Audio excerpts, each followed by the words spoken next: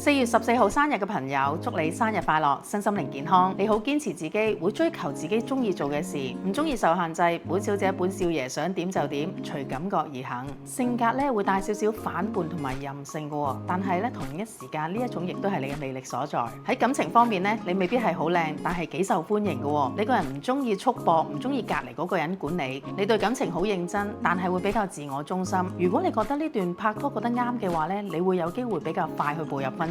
姻嘅。而性嗰方面亦都係，有時咧就好熱情，有時咧就好冷淡。所有嘢咧都係憑你感覺去行事嘅。我想做就做，我唔做嘅話咧真係冇逼我啦。而財運同埋工作方面又點呢？因為你個人咧快狠準啊，咁所以咧你嘅工作能力咧同埋你嘅辦事能力都好高嘅。你對你自己中意做同埋感興趣嘅嘢咧，你就會做得好好。如果唔係嘅咧，好似做到一潭死水咁樣嘅，個分別非常之大嘅。唔奢侈亦都唔浪費，好多時花費咧會係因為情緒價值嘅方面。有個人講嘢，我又覺得呢樣嘢係我需要，我覺得開心嘅話呢，你就會消費噶啦。而生命課題係啲咩呢？你中意自由，但係亦都帶少少任性，有時因為顧及自己嘅感受而漠視咗其他人嘅感受啊。咁點樣可以改善呢？多啲去幫助人，多啲去理解人哋嘅感受，咁對你成個生命嚟講呢，你都會舒服同埋自在啲噶。